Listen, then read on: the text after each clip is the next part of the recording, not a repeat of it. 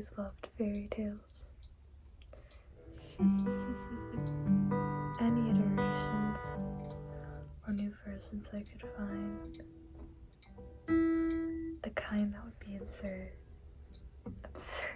even to the trained eye. I've always loved them, and I've always wanted to be great.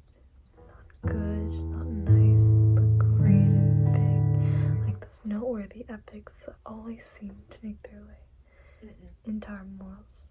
As little kids, I've always loved them. Sleeping Beauty or Briar Rose always be my favorite.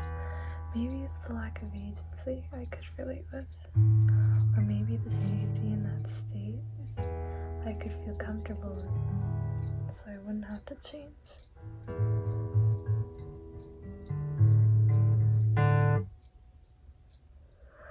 But I've always wanted to change. Ever since I could choose, I've always chosen to be different, noteworthy, usefully entertaining. I wanted to be great. Different interests, tastes, styles ensued. This went on forever, like I thought I'd be with you. I'm not noteworthy though, not by creation or proxy.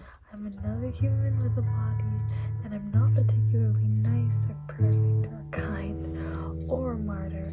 I'm more vain and selfish than I'm afraid I'll ever be to doctor. So I continue to break my brain to find something even remotely untamed, to claim and hinge and break for everyone to see, as noteworthiness is not cheap, and plainness is something no one cared for me to be, because who will be great or noticed or known if not by surprising uniqueness alone? I wanted to be great. But what makes it so? There's not a single thought I can think of now or then that I can surely call just my own. What makes me great? Noteworthy, worth a story or a tale to be told. It's nothing. Absolutely nothing.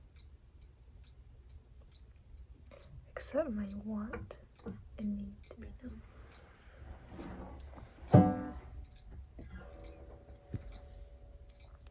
I've always wanted to be known. Even now, I think that even after everything that's happened and done, I still want to be known by you like the moon does the sun. I feel better when you're around or in the room. Just knowing you're there gives me a pleasure I do not want yet to have to subdue. Red Riding Hood was another classic I've loved, a perfect allegory for girlhood, one I wish I would have taken more warnings from. And I love fairy tales most, for one thing for sure. It's that they never end because the person who tells them is always different than the person who told them before.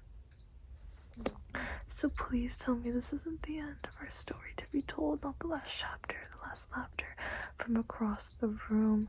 I hope you make another appearance, another plot twist, just so I can see you again, just as the sun always sees the moon.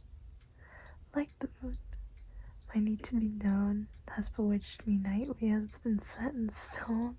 Since we've even known each other, I begged you in almost every word and tongue, always in search for another, to make sure it wouldn't be the end for good. I never wanted it to be the end for good, or for worse, or for great, or for more. But now I face even bigger villains than I've ever been told, because the villain is my own selfish need for you, at my own detriment, my own loss of a core, at my own fear of growing old and being alone, and being without you, without being known. I've always loved fairy tales, and I always loved you. And though I don't want the story to alter, it already has, and no matter the promises you once gave to stay and come back, we always ended up on opposite sides of the chapter of our class. And I've always wanted You even told me I could do so, and I will, and I was, and I always will believe that if anything, that will someday be known, even though the person I believe now is the person who always needed convincing long ago. So will you surprise me? Return one day a hero, a villain, a martyr, or will you truly become nothing but a cautionary tale for my daughter? Even now, in my midnight melody for the moon, I am still feeling an ache, a swell, a fear of not being great, of not being remembered by you. I ponder this frequently. You see my vanity. With all this talk of you and my story in your mind, what will become of me when you're alone or talking with a future mind, one that you may enjoy talking to even better than mine? Will I be the villain, the martyr, the saint?